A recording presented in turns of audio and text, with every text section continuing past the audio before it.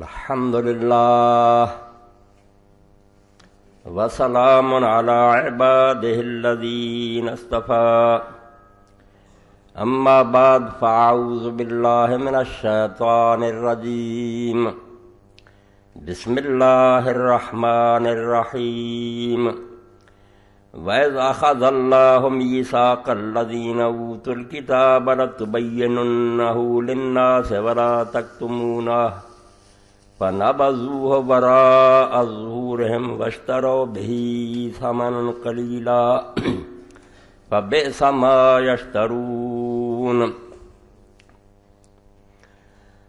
عرب خود را بنور مصطفیٰ سوخت، چراغ مردہ مشرق برافروخت، ولیکن خلافت راہ گم کرد کہ اول مومنہ را شاہی آموخت۔ محترم سامعین کرام، جناب سید عالم فخر بنی آدم حضرت محمد رسول اللہ صلی اللہ علیہ وسلم کا اصل کارنامہ یہ نہیں ہے کہ آپ نے کچھ اللہ کی پوجا پاٹ کرنے والے درویش پیدا کیے۔ یہ کام اس سے پہلے بھی راہب لوگ کرتے تھے، دنیا چھوڑ کر غاروں میں چلے جاتے، جنگلوں میں چلے جاتے، اللہ کے رسول اس لیے نہیں آئے۔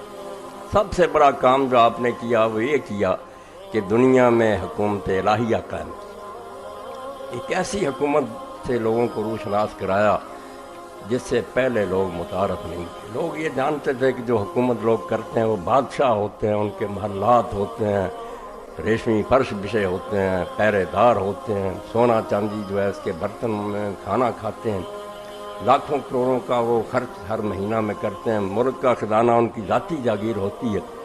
رسول کریم علیہ السلام نے آ کر دنیا میں ایک ایسا یہ کام کیا جس کی کوئی نظیر نہیں ملتی کہ بادشاہت کو ختم کیا، خلافت کو قائم کیا۔ اس کے بارے میں علامہ اقبال رحمۃ اللہ علیہ کے اشعار میں نے پڑھے کہ رسول اللہ کے نور سے عرب بھی چمک اٹھا، مشرق کے لوگوں نے بھی اس کی پیروی کی تو وہاں بھی روشنی پھیل گئی۔ دنیا نے یہ عجیب نظارہ دیکھا کہ کیسر روم کا سفیر آتا اور وہ مدینہ منورہ میں پوچھتا کہ آپ کا بادشاہ کہاں ہے؟ تو لوگوں نے کہا ہمارے ہاں تو بادشاہ کوئی نہیں ہو، ہمارے یہاں امیر ہے۔ انہوں نے کہا اس کا محل کوئی محل نہیں، وہ کہاں ملے گا؟ انہوں نے کہا بیت المال کے اونٹ چلانے گیا ہوا۔ وہاں گئے تو حضرت سیدنا عمر رضی اللہ تعالیٰ عنہ اپنا ہاتھ سرانے رکھے، دوپہر کے تپتی ریت پر سوئے پڑے تھے، پسینہ بہہ رہا تھا۔ وہ سفیر کانپنے لگا، اس نے کہا یہ شخص ہے، کوئی پہرے دار نہیں، کوئی دربار نہیں، ہمارے بادشاہ اس کا نام سن کر کانپتے ہیں، حال یہ ہے کہ اونٹ چلا رہا دوپہر کے۔ اور جب لوگوں کا امیر المومنین آپ کسی غلام کو بھیج دیتے تو فرمایا بوجھ میں نے حکومت کا اٹھایا، حساب میں دوں گا، غلام کیوں یہ دھندا کرے؟ یہ نقشہ اس کائنات میں لوگوں نے کبھی نہیں دیکھا۔ خود سرور کائنات صلی اللہ علیہ وسلم جن سے بڑھ کر اللہ نے کوئی وجود نہیں پیدا کیا اور نہ ان کا نمونہ کوئی اور آئے گا۔ رسول کریم علیہ السلام کا یہ حال کہ کوئی اپنے لیے امتیاز نہیں چاہا، کوئی الگ مسرت نہیں تھی، گدی نہیں تھی جہاں بیٹھے ہوں، عام نمازیوں میں مل کر بیٹھے ہوئے ہیں۔ کوئی شخص آتا ہے تو وہ حیران ہوتا، پوچھتا ہے کہ تم میں اللہ کا رسول کون ہے؟ بتلانا پڑتا کہ یہ ہے محمد ابن عبداللہ صلی اللہ علیہ وسلم۔ لوگ اٹھ کر کھڑے ہوتے ہیں ادب کے لیے، حالانکہ لیے کھڑا ہونا چاہیے تو حضور کے لیے کھڑا ہونا چاہیے نا۔ تو حضرت انس رضی اللہ عنہ فرماتے ہیں اس کو بھی آپ نے پسند نہیں کیا کہ میرے آنے پر کوئی کھڑا نہ۔ ایک شخص آیا کانپنے لگا روب سے، بدبی تھا، حضور نے فرمایا کیوں ڈر رہے ہو؟ میں سعادت کا بچہ ہوں جس کو تازہ گوشت نہیں ملتا تھا، وہ خشک کیا ہوا گوشت سال بھر پکا پکا کر کھاتی تھی۔ اللہ اکبر، یہ نظارہ دنیا نے کبھی دیکھا تھا؟ خلیفۃ المسلمین جمعہ کی نماز کے لیے آئیں اور لیٹ ہو جائیں تو لوگ کہیں امیر المومنین آپ نے ہمیں پریشان کیا۔ تو فرمایا بھائی اس کے سوا اگر کوئی کرتا ہوتا تو میں یہ دھونے کے لیے دے آتا اور وہ پہن کر آ جاتا، یہی میرا ایک لباس ہے، خشک ہونے میں کچھ دیر لگی۔ اس پر بھی 8 پیوند لگے ہوئے تھے۔ یہ حضور صلی اللہ علیہ وسلم کا وہ کارنامہ جو کوئی نہیں کر کے دکھا۔ کچھ نمازیں پڑھنے والے پیدا کرنے والے کو ذکر کر، یہ آسان بات ہے، جوگیوں نے بڑی بڑی ریاضت کی ہے، راہبوں نے کی ہے، مسلمانوں کی بات ان کے سامنے کچھ بھی نہیں، مگر سب بیکار۔ حضور نے فرمایا حکومت سنبھالو، خزانے تمہارے پاؤں کے نیچے ہوں، فوجیں کھڑی ہوں تمہارے اشارے پر حرکت کرنے کے لیے، مگر تم اپنے آپ کو سمجھو کہ میں بادشاہ نہیں ہوں کہ جو جی چاہوں کروں، میں تو نائب، اللہ کا بھی نائب ہوں، حکم وہاں سے آئے گا میں صرف نافذ کروں گا۔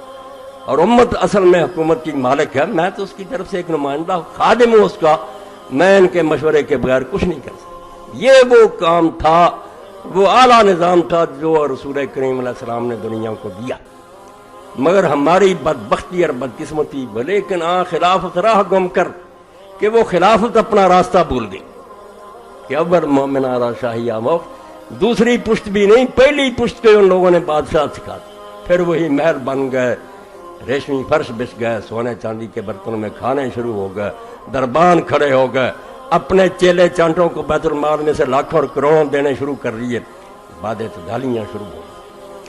یہ وہ قیامت تھی جس سے بڑی قیامت اسلام پر کوئی نہیں آئی۔ یہ ملا مولوی کہتے ہیں کہ امام حسین کا تذکرہ کرو، انہیں دین کی الف بے کا بھی پتہ نہیں ہے۔ امام حسین کو اگر میں دین میں سے نکال دوں، اسلام کسی شے کا نام نہیں۔ مجھے اگر اس دین پر فخر ہے تو اس لیے کہ جب یہ قیامت آ رہی تھی اور امت کی زبانیں گنگ کر دی گئی تھی، ان کے ہاتھ باندھ دیے گئے تھے، تو اس وقت رسول اللہ کا جو وارث تھا حضور کے کندھوں پر سواری کرنے والا، وہ میدان میں آیا کہ یہ جو ہو رہا یہ غلط ہے۔ ٹھیک ہے، ہوتا پھر بھی وہی رہا، راستہ نہیں روکا جا سکتا۔ حکومت اتنی زبردست تھی کہ اس نے اپنے پنجے اتنے گاڑے تھے کہ حسین رضی اللہ عنہ کے 72 ساتھی راستہ روک سکتے، جبکہ وہ جانتے تھے کہ میرے والد جو پوری دنیا کے خلیفہ تھے، ان کو ان لوگوں نے اپنی چالاکیوں سے بے بس کر دیا تھا۔ میرے بھائی کو حکومت چھوڑنی پڑی، اب کون لوگ میری مدد کے لیے آئیں گے؟ کوئی نہیں آنے والا تھا، نہ اس امید پر وہ نکلے تھے، صرف جیسے کہتے ہیں اختلافی نوٹ۔ اور آپ جانتے ہیں کہ ایک جج بھی صحیح فیصلہ کر جائے، ظلم کا فیصلہ، اور وہ لکھ دے کہ یہ غلط ہو رہا، تاریخ میں وہ زندہ ہو جاتا، امر ہو جاتا، لوگ بعد میں کہتے ہیں یار باقی سب بک گئے تھے، وہ بکا نہیں گئے۔ اسی لیے یہ بات جو ہے نا کہی گئی ہے، گزرے ہیں اس جہان میں ایسے بھی کچھ شہید، مقتول تابد رہا قاتل نہیں رہا۔ وہ جو مارے گئے وہ زندہ ہو گئے، ان کا نام زندہ اور زندہ رہے گا۔ ٹھیک ہے، جب اللہ کے مخالف موجود ہیں، رسول اللہ کے دشمن موجود ہیں، حسین کو برا کہنے والے رہیں تو کیا گرا کہ مگر حسین زندہ رہے گا، یہ اپنی موت مرتے رہیں گے، وہ زندہ ہے۔ اس کے باپ نے دین کا ایک چیپٹر مکمل کیا، اگر علی نہ ہوتا دین ناقص رہ جاتا۔ یہ دین پڑھیں تو پتہ چلے نا، نکالیں کتاب البغات کہ مسلمان اگر باغی ہو جائیں، حکومت صحیح ہو، کیا سلوک ان سے کیا جائے؟ نہ قرآن کوئی رہنمائی کرتا، نہ رسول اللہ نے کوئی رہنمائی کی۔ یہ مسئلہ ہی نہیں پیش آیا۔ کفار کے ساتھ، مشرکین کے ساتھ جنگیں، ان کے قیدیوں سے برتاؤ، ان کے مال کو مالک نہیں، وہ سب ہے، مگر مسلمان ہی اگر بغاوت کر دیں، حکومت صحیح ہو، کیا کیا جائے؟ اس میں آپ سارے لوگوں کا پڑھیں، فقہ کی کتابیں پڑھیں، شریعت پڑھیں۔ شریعت رفع جان اور امین کا نام نہیں ہے، حکومت کرنے کا نام ہے کہ دنیا میں وہ نظام قائم کرو جو اللہ کے رسول لے کر آئے تھے۔ اور اب بھی دنیا میں کیوں قیامت برپا ہے؟ ہزار علاج سوچ رہے ہیں، یہ تحریکیں جو کہتی خلافت برپا کریں، میں ان کی عقلوں کا ماتم کرتا ہوں، اٹھتے خلافت کے لیے اور تائید یزید کی کرتے ہیں۔ جنہوں نے خلافت برباد کیا ان کا دفاع کرتے ہیں، عقل کے بالکل اندھے، اور ان کا دماغ جو ہے عقل سے بالکل خالی ہے کہ جنہوں نے اسلامی خلافت کو برباد کیا تم ان کی مدافعت کر رہے ہو۔ نہ یہ جنتی دوستی کا سوال ہے، نہ لعنت کا سوال ہے، دین کی بربادی کا سوال ہے کہ باپ نے کتاب البغات کا باب جو ہے وہ رقم کیا، مسلمان باغیوں سے کیا برتاؤ کیا گیا، ان کے قیدیوں سے کیا سلوک ہو، ان کے مردوں کے ساتھ کیا سلوک ہو، ان کا جو مال ہے اس کو مال غنیمت بنایا جائے یا نہ بنایا جائے۔ امام شافعی، امام ابو حنیفہ رحمۃ اللہ علیہ سب یہ کہتے ہیں کہ اگر علی نہ ہوتا تو یہ باب جو تھا دین کا کبھی مکمل نہ ہوتا۔ اب بھی شریعت کی کتابیں اٹھائیں، ان بیچاروں کو کیا توفیق یہ کہتے ہیں کسی مسجد میں درس دیتے رہیں، انہیں کیا پتا کہ یہ دین جو ہے حکومت کرنے کے لیے آیا، اور حکومت کے بغیر اسلام کسی شے کا نام نہیں۔ میں صاف کہتا ہوں جب اقتدار اللہ کے بندوں کے ہاتھ میں نہیں ہوگا، قرآن و سنت الماریوں میں بند رہیں گی، کون سی حدود نافذ ہوں گی، کہاں ہم باقاعدہ طریقے سے جہاد کریں گے، کس طرح مال غنیمت تقسیم کریں گے، جو شرعی سزائیں کون جاری کرے گی؟ قرآن سارا معطل رہے گا اگر حکومت اہل اللہ کے پاس نہیں ہے۔ اس لیے یہاں حکومت کوئی دنیاوی دندہ نہیں ہے، نہ یہ اقتدار کا لالچ ہے، یہ اللہ کی کتاب کی خدمت ہے کہ ابو بکر اور عمر جیسے بیٹھ جائیں گے دنیا میں عدل و انصاف کا راج ہوگا رضی اللہ عنہ۔ اس لیے حکومت کے بغیر اسلام کسی شے کا نام نہیں، یہ آپ یاد رکھ لیں، اپنے ذہنوں میں صاف کریں، پھر پتہ چلا کہ علی کا اور حسین کا کہ وہ نہ ہوتا مسلمان باغیوں کا مسئلہ نہ حل ہوتا۔ ہوا قدوۃ فی ھذا الباب، امام سب کہتے ہیں کہ اس بارے میں صرف علی پیشوا امت، اس کے فرامین ہے جنگ جمل اور صفین کے، جس سے پورا دین بنا۔ کوئی کتاب اٹھا کر دیکھ لیں جو مسلمان باغیوں کے بارے میں قوانین سب علی سے محفوظ رضی اللہ تعالیٰ عنہ، اس نے مکمل کیا۔ اور حسین نہ ہوتا تو مسلمانوں کو یہ پتہ نہ چلتا کہ اگر حکومت بگڑ جائے مسلمان تو اس کا کیا علاج کیا۔ اور اس حسین کو نہ سمجھنے کا یہ نتیجہ ہے کہ اب تک یہ امت یہ کر رہی، جو آ جاتا ہے کسی طریقہ سے آ جائے، تلوار کے زور سے آ جائے، رات کو شب خون مار کر آ جائے، بے ایمان ہو، حتیٰ کہ ان لوگوں نے اس ملوکیت کے نتیجے میں آپ دیکھیں پورا دین بدل دیا۔ جاہلوں نے، عالموں نے کتاب میں دفتر بھرے ہوئے کہ مسلمان اگر حکمران بن جائے، وہ شرابی ہو، زانی ہو، کچھ ہو، جب تک وہ اعلان نہ کرے کہ میں کافر ہوں اس وقت تک سر تسلیم کم کر، چپ رہو مان۔ یہ بے غیرت بنا دیا امت کو، انہوں نے دفتر لکھ دیا، اور یہ سارا نتیجہ ہے ملوکیت۔ ظالم بادشاہ آ گیا، تلوار کی نوک سے انہوں نے کہا لکھو کہ بادشاہ فاسق فاجر بھی ہو تو اس کے خلاف نہیں اٹھ سکتے۔ یہ وہ غلط فیصلہ تھا جس کو حسین رضی اللہ عنہ نے رد کیا کہ تم حکومت اگر نہیں بھی بدل سکتے اس کو صحیح حکومت نہ مانو، خلیفہ بالحق نہ مانو، یہ کہو کہ بالفعل ہے، سنبھالا ہوا اس نے تک ٹھیک ہے بیٹھا رہے، مگر یہ مسلمانوں کا صحیح خلیفہ اور امام نہیں ہے، غاصب ہے، ظالم ہے، اور مسلمانوں کو جب طاقت نصیب ہو اس کے ہاتھ سے وہ طاقت چھین۔ یہ بات ذرا پھر میں تفصیل سے بیان کروں گا کہ حسین سے دنیا کو کیا ملا، کیا دین مکمل ہوا۔ یہ کہتے ہیں دین زندہ ہوتا کر، یہ کون سا بھائی نماز روزہ سکھوں نے نہیں روکا، انگریزوں نے روکا، اگر یہی دین ہے تو یہ آپ کا رہے گا، بے شک کمیونسٹ آ ہیں، اور اگر دین وہ ہے جو محمد رسول اللہ صلی اللہ علیہ وسلم لے کر آئے تو مر گیا تھا، بالکل مار دیا تھا، اور اس کو کسی اور نے نہیں مارا۔ میں اعلانیہ کہتا ہوں اور حدیث کی روشنی میں کہتا ہوں، اور اس پر ساری امت کا اتفاق ہے، یہ حضرت حسین رضی کے اس اختلافی فیصلے کی برکت ہے کہ کوئی ماں کا لال آج تک اہل سنت اور اہل حدیث میں سے حضرت معاویہ رضی اللہ عنہ کو خلیفہ راشد نہیں کہہ سکتا۔ ایک بھی نہیں پیدا ہوا عالم جو کہے کہ وہ صحیح خلیفہ تھے مسلمانوں کے حکمران، حالانکہ رسول اللہ کے وہ ساڑے بھی ہیں، سب کچھ ہے، مگر ان کی حکومت کو سب نے لکھ لیا کہ یہ غیر اسلامی حکومت، مسلمانوں کی حکومت ضرور ہے، اسلامی حکومت نہیں۔ جو لوگ بعد یزید سے شروع کرتے ہیں انہیں کبھی حسین سمجھ میں نہیں آ سکتا۔ امیر معاویہ سے چلو کہ اس شخص نے سب سے پہلے اسلام میں بغاوت کا آغاز کیا، اول من بغا فی الاسلام معاویہ۔ یزید جیسا بھی نہیں تھا حضرت علی رضی اللہ عنہ، خلیفہ تھا، صحابہ نے، مہاجر انصار نے چلا تھا، سب سے پہلے اس شخص نے بغاوت کا اعلان کیا، اور بہانہ بنا لیا حضرت عثمان رضی اللہ عنہ کا فون کا۔ بالکل غلط بات، علی جان بوجھ کر ایک کی ساتھ نہ لیتا، کیا ہوتا؟ فاسق ہی ہوتا نا، اس نے خود بھی حضرت عثمان کو مارا ہوتا، ایک بدکار ہوتا، کافر ہو گیا تھا، کیوں بیعت نہیں کی اس کی؟ یزید کے لیے یہی من گھڑتر بیعتیں کہ جو بن جائے اس کو قبول کر، نہیں بن گیا تھا، ایک صوبے کا گورنر اس کو تسلیم نہیں کیا۔ سب سے پہلا باغی اسلام میں جو علماء نے لکھا بھاگ گیا، جس نے اعلانیہ حضرت علی کی حکومت کو چیلنج کیا، نہیں مانا۔ بس سیدھی سی بات، اگر علی خلیفہ ہے تو اس کی بیعت کرو، عدالت میں آؤ، مقدمہ ہوگا، لوگ دیکھ لیں گے علی انصاف کرتا ہے، اور اگر وہ خلیفہ ہی نہیں تو اس سے مطالبہ کیوں کرتے ہو کہ قصاص لو؟ اس کو کیا حق ہے پھر؟ وہ خواہ قصاص لیتا رہا جو حکمرانی چاہیے۔ اگر حکمران ہے تو بیعت کرو پہلے، اگر تمہاری گردن میں اس کی بیعت نہیں تم کفر کی موت مرتے۔ خلیفہ برحق کھلم کھلا اس شخص نے مہاجرین انصار کے امام کو چیلنج کیا، اور اس کے بعد مکاری سے مولانا ابوالکلام آزاد رحمۃ اللہ علیہ سے آپ تازہ کتاب لکھی ہے، شفیق پسروری صاحب نے سارا کچھ نقل کیا، مگر یہ فکرہ جو تھا کہ معاویہ کے ثالث نے خدا اور فریب سے کام لیا، یہ چھوڑ دیا، تازہ چھپی، یعنی چھپاتے جا رہے ہیں۔ علانیہ دھوکہ کیا حضرت عمرو بن العاص نے، ابو موسیٰ اشعری رضی اللہ عنہ سے بات کوئی طے کی، اور مجلس میں آ کر اعلان کر دیا کہ علی کے ثالث نے علی کو معزول کر دیا، میں معاویہ کو خلیفہ بناتا۔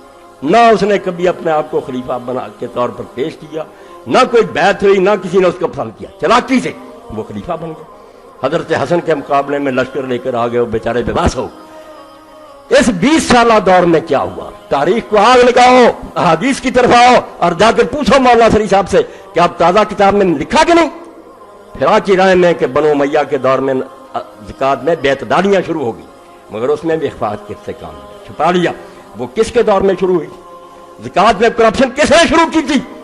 اٹھاؤ وہ آپ سنن کبریٰ بہچی کے اور امیر معاویہ کے دور میں، اور فتویٰ کنہوں نے دیا تھا؟ یہ کہہ دیا کہ بنو امیہ کے دور میں بیعت دالیاں شروع ہوئی تھی زکات میں، مگر ذکر نہیں کیا کون تھا جس نے شروع کی، اور ناموں سے پتہ چلتا کہ فتویٰ کن نے دیا۔ حضرت سعد بن ابی وقاص سے لوگوں نے پوچھا، ابو ہریرہ رضی اللہ عنہ سے پوچھا کہ زکات دیں اس کو، جبکہ آپ دیکھ رہے ہیں کہ سلطان کیا کر رہا، اپنی خوشبو اور کپڑوں پر اپنے جو ہے چیلے چانٹے خوشامدی ان کو زکات بانٹ رہا، زکات کا بیڑا غرق کر دیا۔ انہوں نے کہا حضور نے فرمایا تھا کہ ظالم حاکموں کو دے دو، تم بڑی ہو جاؤ گے، گناہ ان کو۔ اب باتیں ساری ان کو پتا، چھپاتے۔ امیر معاویہ نے دین کا ستیاناش کر دیا، صاف بات ہے، اور اللہ کے رسول علیہ السلام نے اس لیے فرمایا کہ 30 سال خلافت ہے، اس کے بعد ملک عزوز ہے۔ یہ رسول اللہ نے ظالم بادشاہ، تم کون ہو وکالت کرنے والا؟ رفع جان العالمین کے لیے حدیثیں اٹھاتے ہو، یہ فتن کی حدیثیں اٹھاؤ۔ اور رسول اللہ نے فرمایا تھا کہ میری امت کی ہلاکت قریش کے چھوکروں کے ہاتھ سے ہوگی، صحیح بخاری کون ہے اس میں سے؟ اولہم یزید بن معاویہ. کوئی شرح بخاری شریف کی اٹھاؤ، پہلا یزید بن معاویہ. اس لیے ظالموں تم اللہ کے دین سے چکھا کرتے ہو. نماز روزوں کی باتوں کے لیے صحیح سنت کا پتہ کرو اور سنت اصل میں معلوم کرو جو بدلی گئی ہے. نماز روزے چھوٹ جاتے ہیں کوئی بات نہیں، لوگوں کی کوتاہیاں. اول من یبدل سنتی رجل من بنی امیہ. رسول کریم نے فرمایا کہ سب سے پہلے جو میری سنت کو بدلے گا وہ بنو امیہ کا ایک آدمی ہوگا. جاؤ پوچھو علامہ البانی صاحب سے 4 جلد سلسلہ تحدیث کو، کون ہے امیر معاویہ اور کیا سنت تبدیل کی ہے؟ خلافت کو ملوکیت میں تبدیل کی. رہ گئے مسلمان، نمازیں ہوتی نہیں، حج عمرے بھی ہوتے رہے. اور میں یہ صاف کہوں گا کہ جو لوگ اصل دین کو چھوڑ جاتے ہیں اور اسلامی نظام کو برباد کرتے ہیں وہ نمائشی کام بہت کرتے ہیں. عید میلاد النبی ٹی وی پر منائیں گے، عمروں کے لیے وہ کثر پوری کرتے کہ لوگوں کو بیوقوف بنائیں کہ دیکھو یہ کتنے دیندار. مگر جب اسلامی نظام کی بات آئے گی لوگوں کو جیلوں میں بند کریں، مسجدوں میں پابندیاں لگائیں، کوئی حق نہ بیان کرے. یہی امیر معاویہ نے نظام شروع کیا، بالکل ایسا باطل نظام جس میں حج تک کو روک دیا. اللہ کے رسول نے بڑی مشکل سے کفر کے دستور کو ختم کیا تھا کہ لوگوں حج کے مہینوں میں تم تمتع کر سکتے، عمرہ بھی کر سکتے. حج بڑی مشکل سے، صحابہ بھی نہیں قائل ہوتے تھے کہ یہ کون سا حج ہے. پہلی عادت تھی ان کی کہ حج کے مہینوں میں عمرہ کرنے کو افضل الفجور سمجھتے. حضور نے بڑی محنت سے یہ کام کیا اور کہا جو نہیں تو کریں گے عمرہ مجرم. مگر دیکھ لو، اٹھا لو ترمذی شریف اور بخاری شریف، حضرت عمر عثمان رضی اللہ تعالیٰ نے اتنا ہی کہا کہ بہتر ہے کہ تم تمتع نہ کیا کرو، افراد کرو. وہ بہتر کی بات حرام نہیں کیا. مگر جس نے سب سے پہلے حرام کیا اور مارنا شروع کون تھا؟ قرآن نے کہا فمن تمتع بالعمرۃ الی الحج، معاویہ نے مارنا شروع کیا. تم ان کا دفاع کرتے ہو، اللہ انہیں جنت دے، ہمیں اس سے کوئی نہیں تکلیف.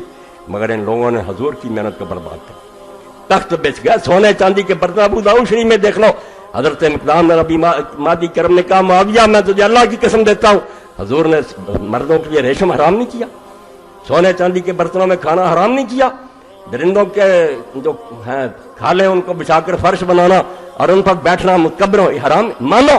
اس نے کہا اللہ کی قسم اٹھا کر کہ یہ سارے کام تیرے گھر میں ہو رہے ہیں. کوئی جواب نہیں آیا. اس کو کہتے ہو تم کہ اس کا دفاع کرو اور خاموش رہو. اور جو 1400 سال سے اسلام کو مردہ کر دیا کہ مسجدوں میں بند کر دیا کہ دیتے رہو درس. مگر حکومت اس بارے میں جو ہے سیکولر، ہم جو جی چاہیں گے کریں گے، ہماری مہربانی ہوگی کوئی دین کا کام مانے، ورنہ کوئی نہ کہے، جیلوں میں بند کر دیں گے. اور اس طرح وہ ظلم عظیم کیا کہ جو زبانیں رسول اللہ کے سامنے کھول جاتی تھی، عام آدمی تو حضور سے پوچھ لیتے تھے کہ وہی ہے یا آپ اپنی رائے دے رہے ہیں. اور حضور نے اتنی تربیت کی صحابہ کی کہ جب بریرہ کو بھی بتا دیا رضی اللہ تعالیٰ عنہ کہ میں یہ حکم نہیں دے رہا، نہ یہ دینی کو مسئلہ میری رائے، اس نے کہا میں نہیں مانتا. حالانکہ اس کو آزاد کیا تھا حضرت عائشہ رضی نے خرید کر، کتنا احسان تھا اس پر، اور لونڈی تھی. اگر اس نے کہا جب آزاد کی شریعت اجازت دیتی ہے کہ میں پہلے خاوند سے نکاح رکھوں یا آزاد ہونے کے بعد توڑ دوں، میں نہیں رکھنا چاہتا. حضور نے فرمایا ٹھیک، کسی نے اس کو برا نہیں کیا، اتنی آزادی. مگر یہاں یہ حال ہو گیا کہ ولید ابن عبد الملک اگر خطبہ دے رہا ہے جمعہ کا کہ چلا گیا، اثر بھی جا رہی ہے، تو ایک تابعی نے اٹھ کر کہا کہ اللہ کے بندے، رسول اللہ کے بعد کوئی نبی نہیں آیا، قرآن کے بعد کوئی کتاب نہیں اتری، کیوں وقت نمازوں کے تم برباد کر رہے؟ تو اس تابعی کو کیا جواب ملا؟ صحابہ میں دیکھیں ابن حجر، یہ وہ جرم کی حکومت ہے جو معاویہ رضی اللہ عنہ نے مسلط کی، ہم اس جرم کو معاف نہیں کر سکتے. اسی کی وجہ سے ہم پوری دنیا میں ذلیل و رسوا ہیں کہ مسلمان ملکوں میں آزادی نہیں آئی. یورپ میں فرانس کا جو انقلاب تھا مگنا کا، وہاں لوگ پھر بھی جانیں چھڑا گئے، بادشاہ انہوں نے ختم کر دیے، اپنے حکمرانوں کے خلاف بول سکے، ہم نہیں بول سکتے، یہاں تلوار ہے کہ بولو. اور بے شمار لوگ مارے گئے اللہ کے نیک بندے جنہوں نے حق کہا، زبانیں گم کر.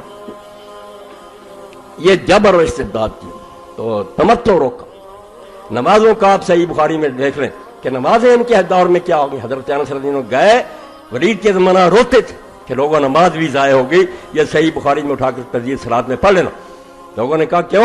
فرمایا یہ نماز کا وقت ہے، زور تم عصر کے وقت پڑھتے ہیں، عصر اس وقت پڑھتے ہو جب سورج غروب ہونے لگتا. تو کئی صحابہ اور تابعین کا پھر شرح میں ابن حجر سارے علماء لکھتے ہیں بیچارے جمعہ پڑھاتے اور دیکھتے کہ وقت تو چلا گیا، پھر بیٹھے بیٹھے اشاروں سے ہی نماز پڑھ لیتے، اٹھ کر پڑھ ہی نہیں سکتے. لوگ کہتے اٹھ کر پڑھو، کہنے گردن کٹوانی. اور خدا کے بندو، اس کے لیے کسی تاریخ کی ضرورت نہیں، تم تاریخ کی طرف بھاگتے ہو. جب یزید کو نیک بنانا ہوتا کہ وہ رویا تھا، اس جھوٹی تاریخ کی طرف تم بھاگتے اور پڑھا لیتے ہو. حدیث کی کتابوں میں اور دیکھ لو ضمن کے نمازوں کا کیا بنا. نماز عید، اس کا خطبہ کیوں پہلے کیا میرے معاویہ نے، اور کیوں پوری سلطنت نے حکم دے دیا. یہاں چھوٹی سی بدعت کو نکالتا ہے، کہتے ہیں بدعت ہی جہنمی ہے، یہ بیچارے تو بچے نیک نیکی سے نکالتے ہیں. درود شریف پڑھتے ہیں جو بھی غلطی سمجھ لو، مگر بدنیتی سے کہ عید کے خطبہ میں یہ لوگ حضرت علی اور ان کو محبت رکھنے والوں پر لعنت کرتے ہیں. جال محلہ ابن حزم کی اٹھاؤ اور فتح الباری اٹھاؤ، لعنت کہ علی اور اس سے پیار رکھنے والوں پر لعنت اللہ. وہ مر چکا ہے بیچارہ. یہاں ہمیں حدیثیں سناتے ہیں مرنے والے کو برانا، یہ معاویہ کو نہیں یاد ہے؟ مغیرہ بن شعبہ کو لعنت کرتا تھا جب حضرت سعید بن زید نے کہا حیا کر، علی مر چکا، تم اب بھی ممبروں پر اس کو لعنت کر. یہ حدیثوں میں ہے، میں نے حدیثوں سے نکال کر دکھانا کہ یا یہ دفتر دریا برد کرو یا خدا کا خوف کرو. حسین کی محنت کو ضائع نہ کرو، اس نے اسلام کو بچا لیا کہ یہ کام سارا غلط ہے ہوتا رہا، اور اسی کی برکت ہے کہ ادنا سے ادنا مسلمان بھی ان بدماشوں کے زمانے میں چپ رہے گا. کر نہیں سکتا کچھ، مگر اس سے پوچھو کہ ابو بکر عمر کی خلافت حدیثوں کی ایک ہی جیسی، وہ کہے گا نہیں نہیں نہیں، یہ کوئی حکومت اسلامی نہیں ہے، یہ سارا ظلم و زیادتی. یہ حسین رضی اللہ کے اس پھیل کی برکت ہے، ورنہ مور لگتی جا رہی تھی کہ جو ہو رہا ٹھیک ہو رہا. امام نے بھی 20 سال صبر کیا، کونوں پر لیٹے رہے. جو یزید سے شروع کرتے نا کہ اس کو امیر معاویہ نے نامزد کر دیا اس لیے ناراض ہوئے، بالکل جھوٹے. بات پر پردہ ڈالنے کے لیے ملاؤں نے شروع کیا، کہتے ہیں یزید نے کیا تھا. میں کہتا ہوں 1000 درجے کا فرشتہ ہوتا ہوں تب بھی لانتی تھا، کیوں حکومت پر رہا مسلمانوں کے مشورے کے بغیر. اور اس کے باپ نے جس طرح بیعت لی، اس کے حوالے دوں گا کس طرح تلواریں لٹکی تھی لوگوں کی سر. بخاری شریف سے نکال دی. خدا کے بندو، حسین رضی اللہ کی قدری کرتے. اگر نہ ہوتا مسلمانوں کا چہرہ سیاہ ہو جاتا کہ جب دین برباد ہو رہا سارے چپ رہے، یار رسولہ کا بچہ بھی چپ رہا، وہ نہیں چپ رہا. اس نے صاف اعلان کیا کہ سب باطل، یہ حکومت غیر اسلامی ہے، جو ہو رہا دین کے خلاف ہو. نمازیں دکھاؤں گا. تو عید کا خطبہ پہلے کر کہ لوگ اٹھ کر چلے جاتے ہیں، علی پر لعنت نہیں سنتے، سنوانی ہے، نماز تو پڑھ کر جائیں گے. جمعے کے خطبے میں ابن حزم رحمۃ اللہ علیہ فرماتے ہیں کہ کئی تابعی آپس میں باتیں کرتے ہیں. وہ کہتا ہے ایک طرف تو حکم ہے کہ کوئی غلط کام کر رہا اس کو بھی نہ ٹوکو، چپ رہو. جو میں یہ کیوں بولتا، اس نے فرمایا یہ خطبہ کہ یہ لوگ علی اور حضرت ابن زبیر کو لعنت کرتے تھے، اور رنج میں آ کر یہ کہتے ہیں لعنت نہ کرو. جاؤ ابن حزم سے پوچھو، ان سے بڑے محدث ہو تم، اور خاندان بنو امیہ سے. اس نے خود کہا کہ لانا لائنا، جو علی اور ابن زبیر کو لعنت کرتے تھے اللہ ان پر لعنت کرنی چاہیے، ہمیں بھی کرنی چاہیے کہ علی اور ابن زبیر جیسے صحابہ پر لعنت کرتے. یہ بد رسم انہوں نے شروع کی اور ممبروں پر ہوتی ہے. جس غریب نے انکار کیا ساگ اگا دیا.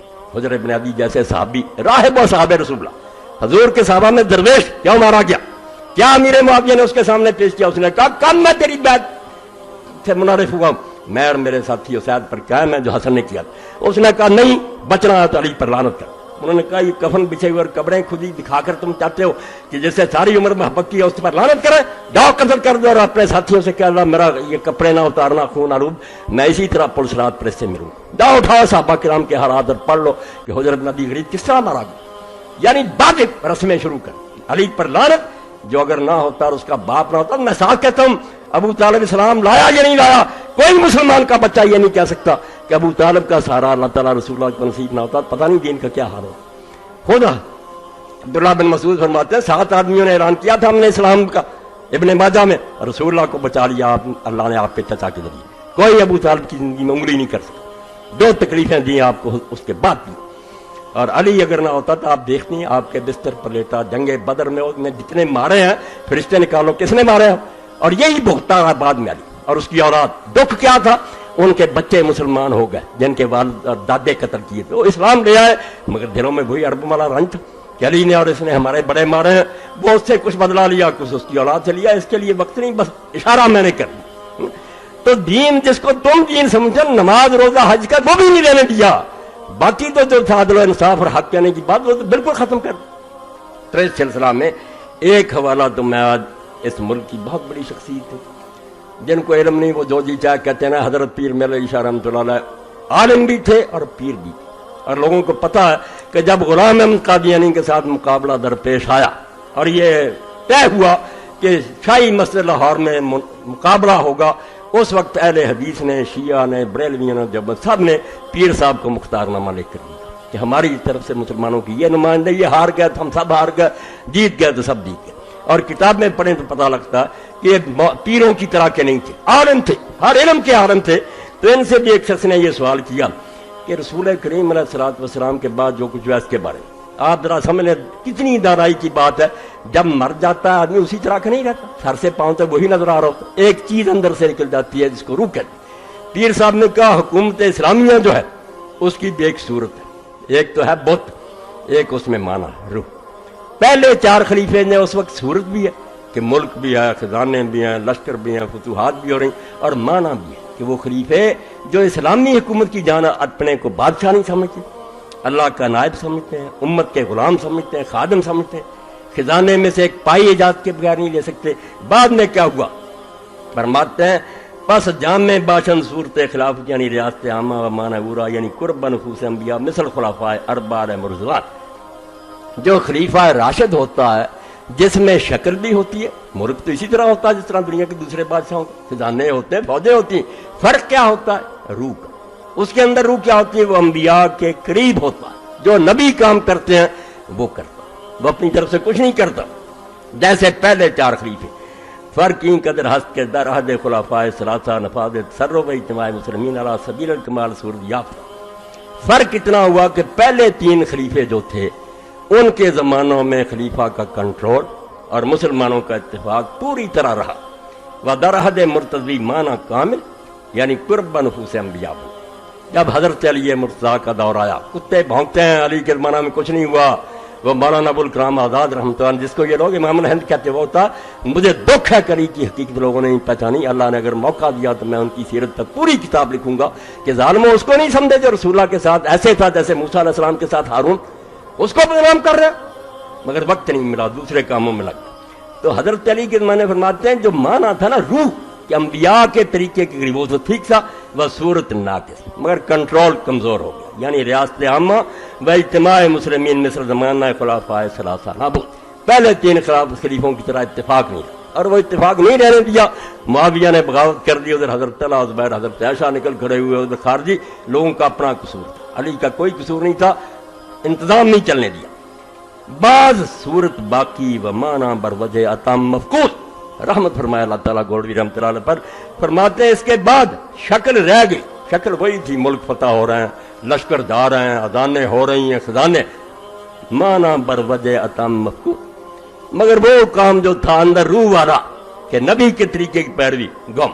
چنانچہ در زمانہ امیر معاویہ و در حدیث خدنا را دخن ہم ایمان دار، حدیث کا ورد یا بخاری شریف میں ہے، حضور سے لوگوں نے پوچھا مسلمانوں میں قتل و غارت بعد میں کیا ہوگا؟ فرمایا خدنا ترا دخن، صلح ہو جائے گی، حسن چھوڑ دے گا مگر ہوگی دخن، وہی منافق ترکینے رہیں گے، صلح باطن میں نہیں ہوگی۔ ہوا بھی کوئی، حسن کو زہر دے دیا اور دین کی مٹی پلید تھی۔ بعض تدریجن خلافت جابرہ یا دعوت بر ابواب جہنم کما دعا فی الحدیث، ہر شے کے ساتھ حوالہ۔ فرماتے ہیں پھر تو خلافت بالکل بدلتی جو آیا آگے اینٹیں رکھتا گیا۔ جابر حکومت بالکل جس کو حضور نے کہا تھا جہنم کے دروازوں پر دعوت دینے والے حکمران ہوں گے، دوزخ کی طرف بلا رہیں گے، ایسا ہی رہا۔ کما جا پھر پیدا گشت بعض انقلاب زمانہ حسب مشیت عزی رنگ تشبہ بخلاف راشدہ بدہور آمد۔ پھر کئی سال گزر گئے، معاویہ کو خلیفہ کسی نے نہیں مانا، یزید کو نہیں مانا، عبد الملک حکمران ہونے کی بس بچا خلیفے کہتے رہو، خلیفہ راشد نہیں ہے، کوئی نہیں کہتا۔ کسی چھوٹی سے چھوٹی کتاب سے لے کر بڑی تک دیکھ لیں، جہاں جہاں عقائد بیان کیے اہل حدیث نے، اہل سنت نہیں، خلیفے 4 ہیں، بعد میں ملوکیت۔ خود امام ابن کثیر لکھتے ہیں اپنی البدایہ 8ویں جلد کہ سنت یہی ہے کہ امیر معاویہ کو خلیفہ نہ کہا جائے، بادشاہ کہا جائے، ملک ہے وہ، اور وہ بھی کہتے تھے نام اول ملوک الاسلام، بھائی میں خلیفہ نہیں ہوں، پہلا بادشاہ، مگر وہ کہتے ہیں پھر اللہ کی مرضی سے اللہ کو نے یہ پسند کیا کہ مسلمانوں کو تھوڑی سی جھلک پھر دکھا دی جائے خلفائے راشدین کی۔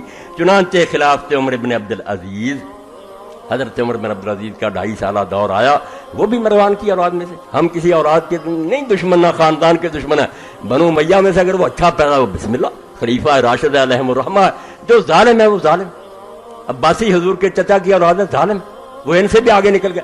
تو یہ بات جو پیر صاحب نے کہی، یہ نچوڑ ہے ساری تقریر کا کہ یہاں صورت رہ گئی، ملک بہت فتح ہوئے، علاقے ہوئے، بہت ترقیاں کی لوگوں نے، مگر معنی باقی نہیں تھا، وہ جان نہیں تھی اسلامی حکومت کی، دنیا کے دوسرے بادشاہوں جیسی حکومت۔ تو اس سلسلہ میں یہ نایاب کتاب، اس کے حوالے نہیں آپ کو کہیں ملیں گے، میں ریکارڈ کرا دوں، لوگوں کے کام آئے۔ الہلال ہے مولانا ابوالکلام آزاد رحمۃ اللہ علیہ کا، اور اس کی مکمل فائل ہے، دیوبندی حضرات نے اس کو چھپا دیا، الہلال اکیڈمی 32 شاہ عالم مارکیٹ لاہور، اور اس کی دوسری اور تیسری جلد اس میں۔ تو دوسری جلد میں سے میں پڑھتا ہوں، انہوں نے جب اسلام کی حکومت کے بارے میں لکھا کہ اسلامی حکومت جو ایسی حکومت لوگوں نے نہیں دیکھی، نہ بادشاہ اور رعیت کا کوئی فرق، بادشاہ تو کہتے ہی نہیں، نہ لباس میں، بلکہ یقین جانے رعایا کے آدمی کا مکان اچھا، اس کی خوراک اچھی، اس کا لباس، خلیفہ کا حال اس سے بہت خراب. ہاں یہ چیز اسلامی کو تو یہاں لکھتے ہیں، یہ 6 صفحہ دوسری جلد کا. سن لیں، میں یہاں تک جاتا ہوں تو ایسے ہی نہیں جاتا. اماموں کے دفتر ہیں میرے پاس 1400 سال کے، جو پڑھنے کے بعد کہتا ہوں کہ یہ باغیوں کا گروہ تھا. معاویہ رضی اللہ عنہ باغی تھے خلیفہ برحق کے خلاف، اور یزید بھی باغی تھا.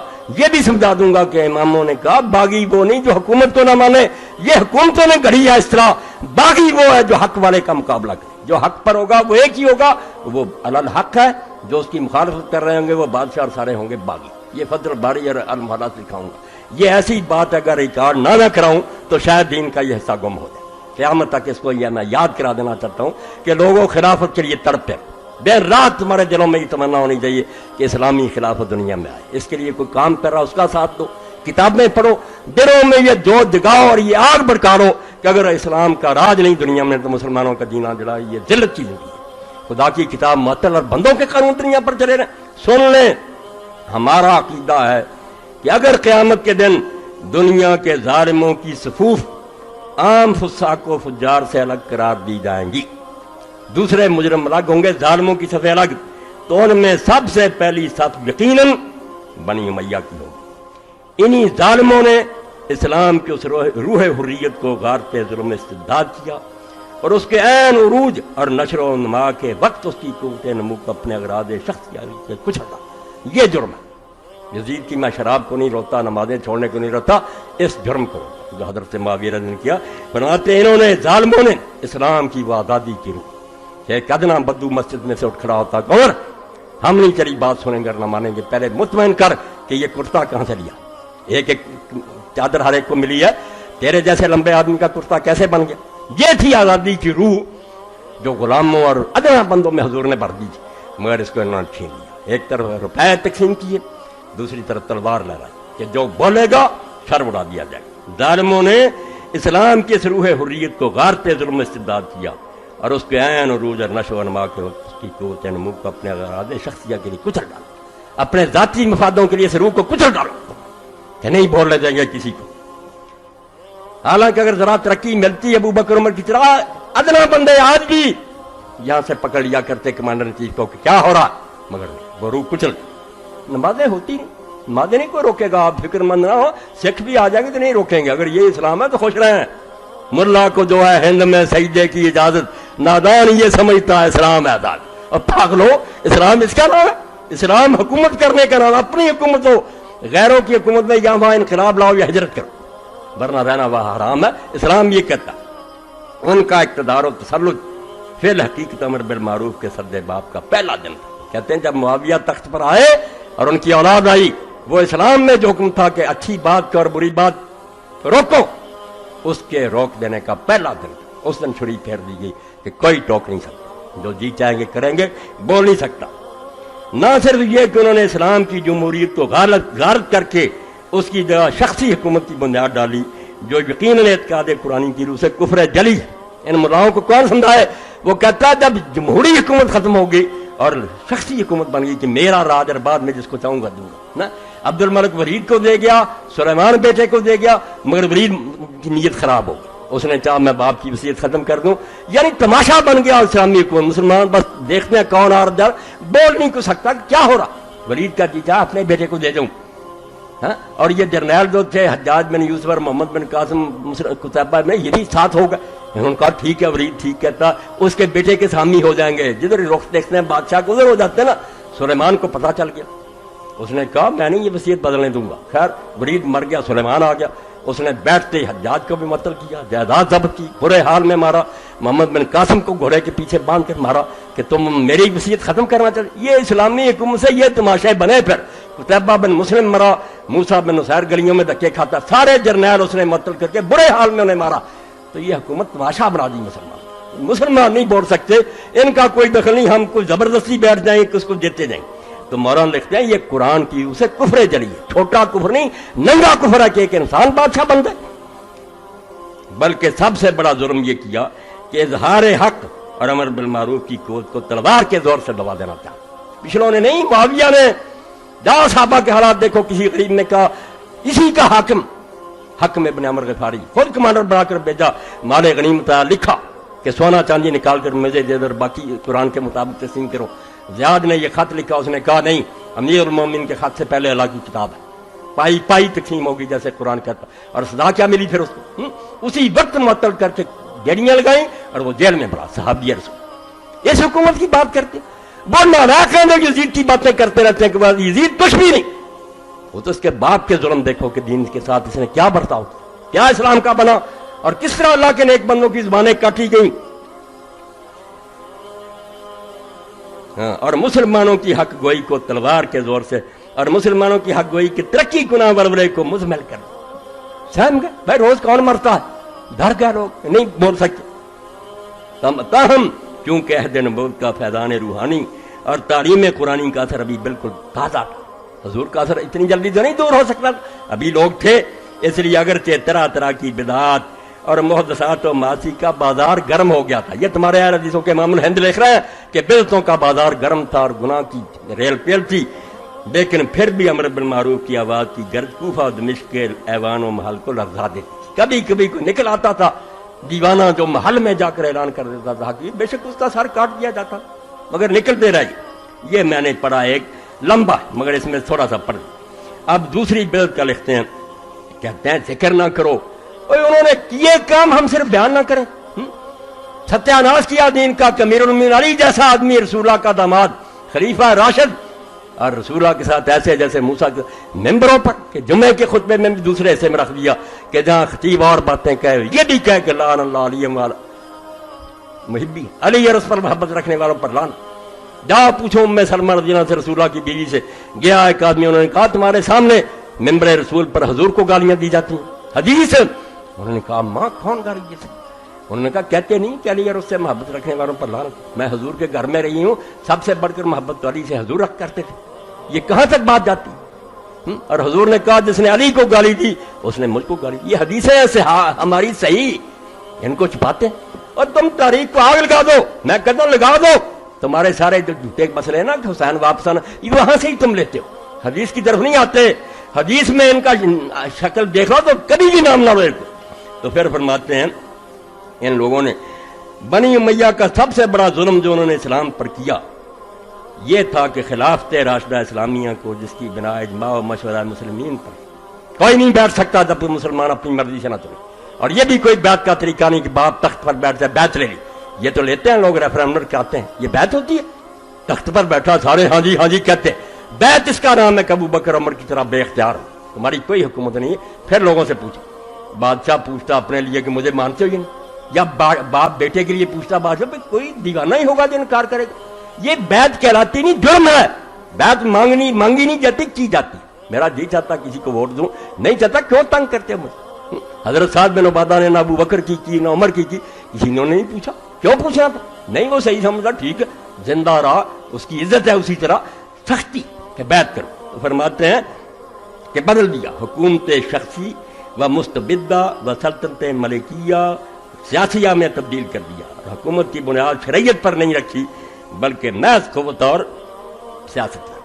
قرآن حدیث سے نہیں پوچھا جائے گا، آپ اپنی پاور سے کریں، ٹھیک ہے، قرآن کی کچھ باتیں مانتے تھے وہ مہربانی تھی ان کی، جیسے آپ بھی مان لیتے، جو ان کو فائدہ مند ہو وہ اس کا نہیں انکار کرتے۔ یہ حکمران جو نقصان پہنچائے کہ یہ بے حیائی نہیں ہونی چاہیے، پردہ کرو، یہ کیوں تم موسیقی نہیں چھوڑو، اتحاد کی ضرورت ہے، تو بھائی ہمیشہ ایسے کرتے۔ قرآن حاکم نہیں رہتا، بیچارہ کھڑا ہے سائل، جو اس کی بات مان لے، جس کو چاہے رد کر دیں۔ اور تاریخ اسلام کے تمام صغاروں کے بار و عالی و ادانی، بہت مشکل لکھتے تھے نا، چھوٹے بڑے اعلی ادنا اس پر متفق ہیں، اور تمام اہل سنت و جماعت کا اس پر اتفاق ہے۔ جو نہیں اتفاق رکھتا وہ اہل حدیث نہیں ہے، کوئی ناسبی ہے، پلید ہے۔ اہل سنت کا اس پر اتفاق ہے کہ یہ ایک سخت بدعت تھی، اور مطابق ارشاد سعد کو مسلوق علیہ السلام خود حضور کے فرمان کے مطابق ملک کے عزوز کا آغاز تھا، ظالم بادشاہی کا آغاز تھا حضرت معاویہ سے، کیونکہ آپ نے کیا دیا تھا، خلافت میرے بعد 30 سال ہے، پھر ملک کے عزوز ہے، نبی کو نہ جھٹلا۔ یہ جائیں جہاں جائیں، ہم کہتے ہیں اللہ لے جائے جنت میں، ہمیں کوئی، مگر اسلام کو نقصان تھا۔ ولیکن خلافت راہ گم کر کہ اول مومن و شاہی امر، وہی تخت، وہی تاج، وہی دربان۔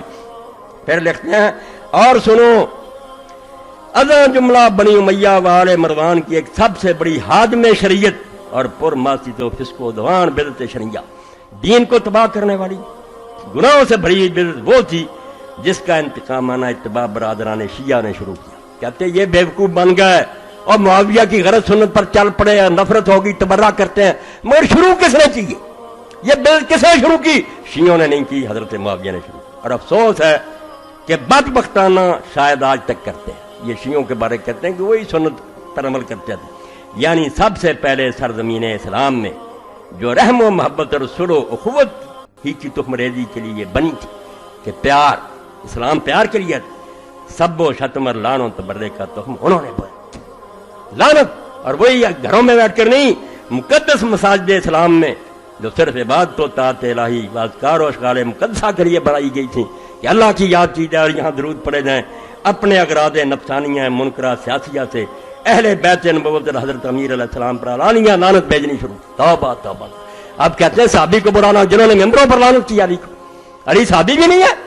اللہ کا خوف کرو۔ اور چیختے رہے حضرت سعید بن زید جیسے اور دوسرے کہ ظالموں ممبر پر کھڑے ہو کر، یہ ابو داؤد شریف میں سے نکال لو، کہ شرم نہیں آتی؟ رسول اللہ نے اسے جنتی کہا ہے، 10 جنتی صحابہ، اور تم اس کو گالیاں دے رہے ہیں۔ اس کے بعد پھر فرماتے ہیں کہ ان لوگوں نے کیا کیا، بالکل دین اسلام کا تماشا بنا لیا۔ بنی امیہ کی سب سے پہلی بدعت اور اسلام و مسلمین پر ان کا اولین ظلم یہ تھا کہ نظام حکومت اسلامیہ کا تختہ یکسر اٹھ دیا اور خلافت راشدہ جمہوریہ سیاح کی جگہ مستبدہ ڈکٹیٹرشپ و ملک عزول کی بنیاد ڈالی۔ یہ انقلاب بہت شدید تھا۔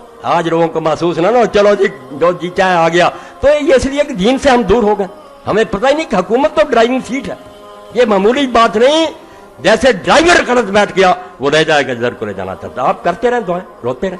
وہ اگر جانا چاہتا گنگا کو، آپ مکہ نہیں جائیں گے، کبھی نہیں جائیں گے۔ حکمران جو ہے یہ امیر ہے، اس کے ہاتھ میں باغ ڈور، یہ غلط ہو گیا، سارا قبلہ ٹیڑھا ہو جائے۔ اس لیے فرماتے ہیں یہ انقلاب بہت شدید تھا، چھوٹی بات نہیں تھی، دین برباد ہو رہا تھا اور بہت مشکل تھا کہ ملک کو اس پر راضی کیا جائے۔ ابھی لوگ تازہ تھے، صحابہ کرام بھی ابھی موجود تھے، اور خلافت راشدہ کے واقعات بچے کی زبان پر تھے۔ اس لیے کس چیز سے کام دیا گیا؟ لوگ تو تڑپتے تھے کیا ہو رہا ہے، اس لیے اس احساس اسلامی کو مٹانے کے لیے تلوار سے کام لیا گیا۔ تلواریں ننگی ہو گئیں، جلاد کھڑے ہو گئے کہ بولو جو حکومت کے خلاف بولتا، اور جس نے قوت حق و معروف سے زبان کھولی اس کو زر و شمشیر و خنجر ضربی۔ ابن استیاب لکھتے ہیں ابن عبد البر استیاب میں کہ لوگوں نے پوچھا کہ معاویہ کیوں کامیاب؟ اس نے کہا میں نے بیت المال سے لوگوں کو دینا شروع کر دیا، لٹا دیا خزانہ، جہاں سے عمر ایک انگلی شہد کی نہیں لیتا تھا جب تک امت سے اجازت نہیں لیتا، کرپشن شروع کر، زور و شمشیر و خنجر سے چپ کرایا گیا۔ رفتہ رفتہ احساس منقلب اور خیالات پلٹے کھانے لگے۔ 14ویں صدی تک پہنچتے پہنچتے سب کچھ بدل گیا، لوگوں کے دل سے وہ بات ہی نکل گئی کہ یہ حکمران کیا کرتے ہیں، ٹوکنا، اور حقیقت روز بروز مستور و محجوب ہوتی گئی، بیٹھ گئی سر۔ اب ایک آخری حوالہ پڑھ دوں اس لیے کہ یہ نہیں ملیں گی، دوسری تیسری جلد جو ہے الہلال کی، ان کو تو لوگ ڈھونڈتے تھے اس زمانے، داخانوں کے آگے کھڑے ہوتے تھے مسلمان کہ الہلال کب آتا ہے۔ اس کی جو زبان تھی، ٹھیک ہے وہ بعد میں کانگریس میں مل گئے مایوس ہو کر مسلمانوں سے، مگر الہلال اور بلاغ نے مسلمانوں میں جان پھونک۔ یہ پرچے اگر کوئی پڑھے گا پتہ چلے گا کہ اسے مردہ مسلمانوں میں جان کس نے پھونکی، جہاں جہاں مسلمانوں پر ظلم ہو رہا تھا سارا۔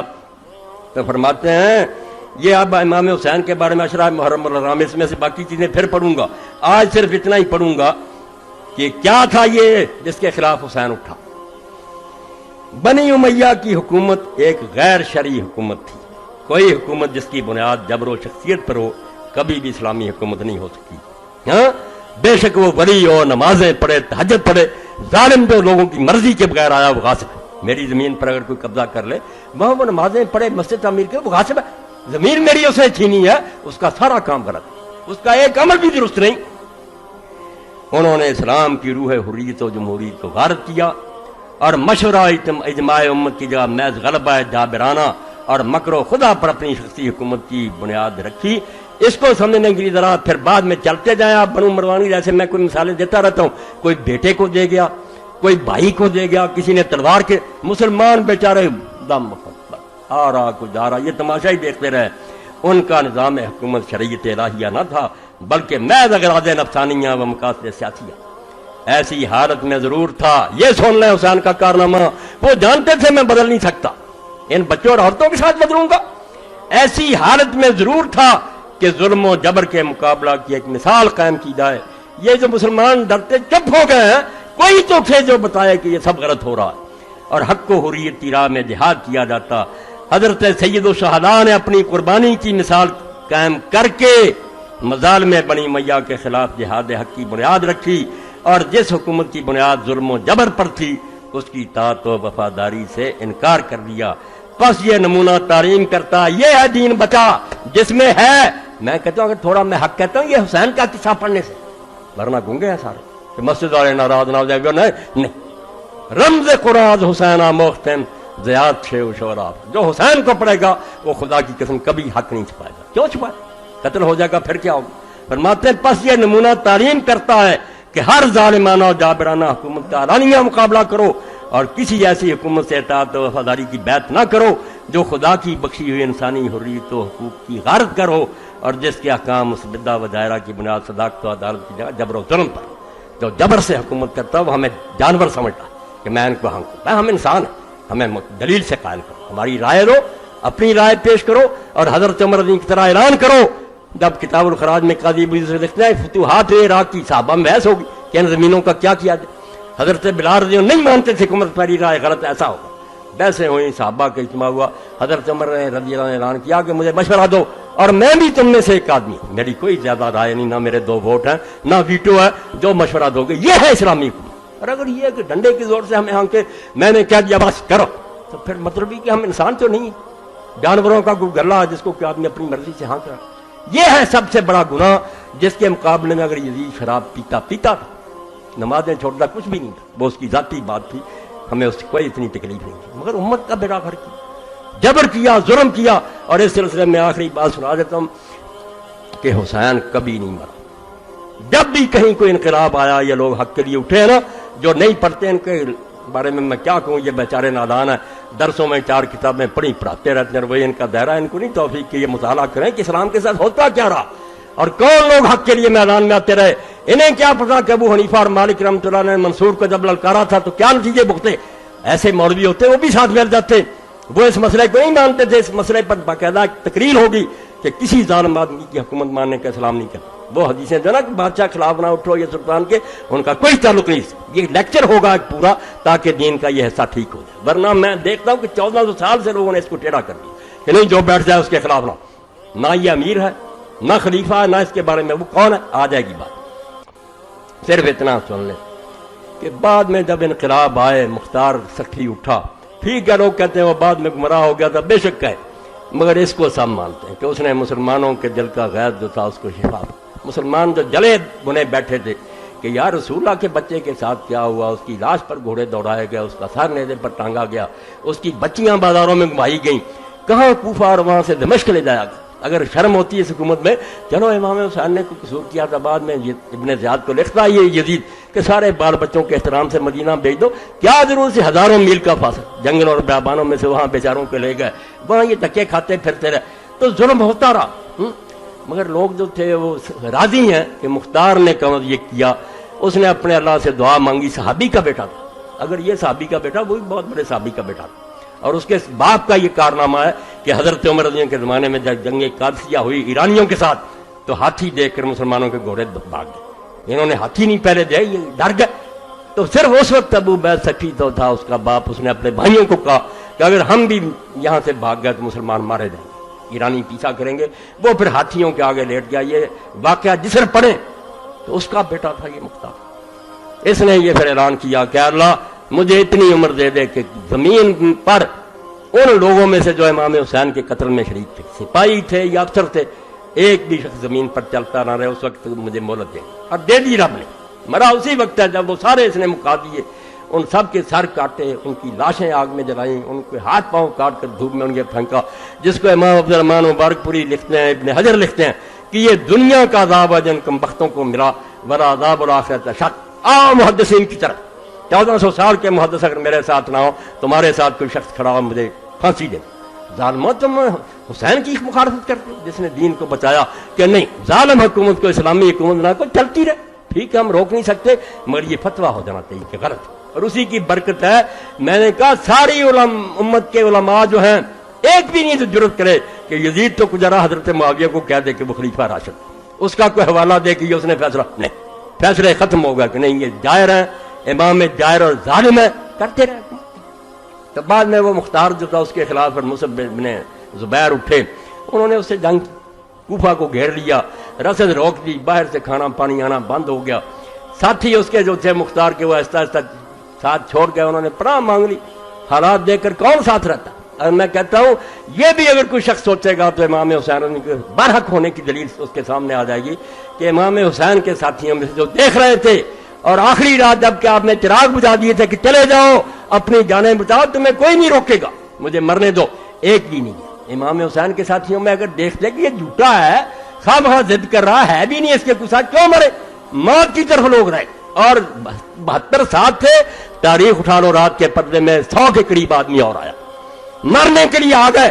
اور خود جو کمانڈر تھا حر ابن یزید ریاحی جو امام حسین رضی کو گھیر کر کربلا میں لایا تھا, وہ صبح کے گھوڑے کو ایڑ لگا کر آپ کے پاس آ گیا اور کہا امام مجھے معافی دے, میں ہی قصوروار ہوں, اگر میں سمجھتا کہ یہ ظالم جہاں تک چلے جائیں گے میں کبھی آپ کو گھیر کرنا تھا, مجھے یہ توقع نہیں تھی کہ نواسہ رسول کا یہ ذرا بھی احترام نہیں.